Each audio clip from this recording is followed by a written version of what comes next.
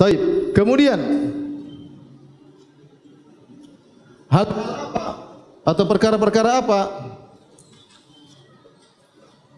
yang mengeluarkan seorang dari ahlu sunnah?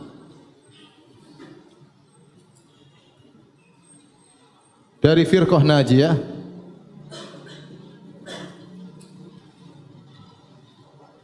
Maka para ulama menjelaskan ini maksud adalah bid'ah-bid'ah dalam akidah. Bid'ah-bid'ah apa? Penyimpangan-penyimpangan dalam masalah akidah. Oleh karena tatkala mereka menyebutkan sebagian yang memvonis, mereka sebutkan semua ini bid'ah akidah. Rafidhah masalah apa? Akidah. Khawarij masalah apa? Akidah. Mengkafirkan kaum muslimin, memandang bahwasanya harus memberontak, itu semua akidah. Ya.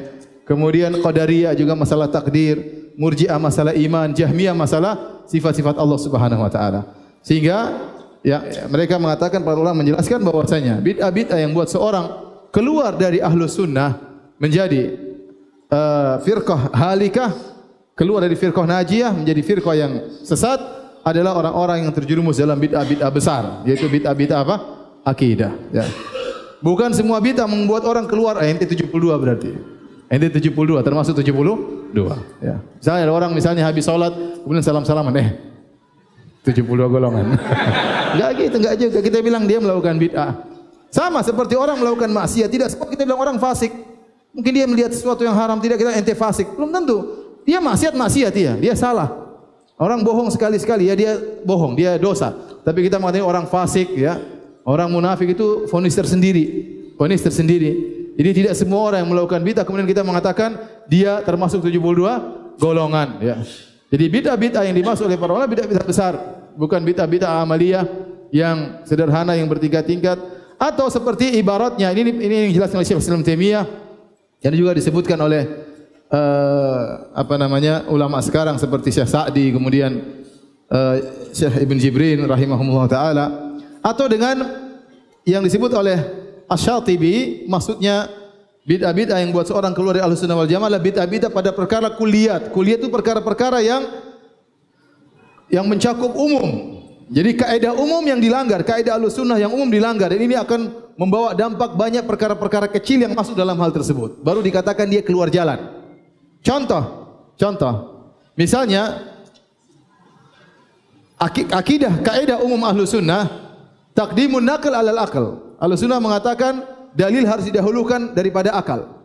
Kalau ada pertentangan seakan-akan antara akal dan dalil, maka akal yang dicurigai, bukan sebaliknya. Selalu dalil yang dikalahkan, akal yang dimenangkan. Ini kaidah baku Ahlussunnah wal Jamaah.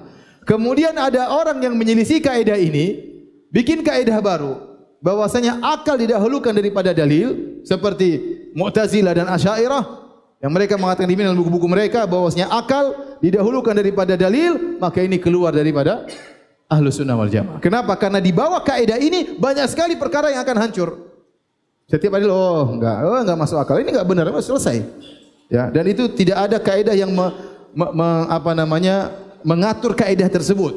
Bahwasanya akal didahulukan atas dalil. Nah, sekarang akal beda-beda. Menurut akal dia diterima, akal kita enggak diterima, repot kalau begitu. Maka ini contoh seorang atau penyelisihan terhadap perkara yang kulli. Kulli bahasa Indonesianya apa ya? Perkara yang komprehensif atau perkara yang umum, yang di bawah keumuman tersebut banyak perkara-perkara di bawahnya. Paham? Contoh lagi misalnya akidah Ahlussunnah bahwasanya akidah diambil dari seluruh hadis yang sahih, baik mutawatir maupun hadis ahad. Ini akidah Ahlussunnah wal Jamaah. Kemudian datang orang-orang Mu'tazilah bikin kaidah bahwasanya akidah hanya boleh diambil dari hadis yang mutawatir. Ini di bawah kaidah rusak ini banyak sekali yang harus dibuang akhirnya hadis-hadis. Ini contoh penyelisihan terhadap perkara yang kulli. Sebagaimana yang dijelaskan oleh Al-Imam Syatibi rahimahullahu taala. Jadi dari sini antum tahu, tidak mudah-mudah antum mengatakan seorang keluar dari Ahlussunnah wal Jamaah. Bisa jadi seorang Ahlussunnah memiliki bid'ah-bid'ah, bisa. Dia masih tetap Ahlussunnah. Ini jelas oleh Syekh Al-Albani rahimahullahu taala. Bisa jadi seorang dia di atas sunnah sementara dia ada bid'ah-bid'ah. Bid'ah-bid'ah yang dilakukan tidak mengeluarkan dia dari jalan Ahlussunnah. Paham? Maka tidak mudah kita mengatakan seorang sudah dia masuk dalam 72 golongan ya. Enggak. Tapi kalau kita jelaskan ini salah, ini batil, itu kewajiban bagi kita. Memvonis urusan lain, memvonis urusan lain. Kita enggak tahu bagaimana dia di akhirat, kita enggak tahu. Yang jelas tugas kita menjelaskan kesalahan yang ada. Taib, ini di antara hal-hal yang mungkin saya perlu ingatkan.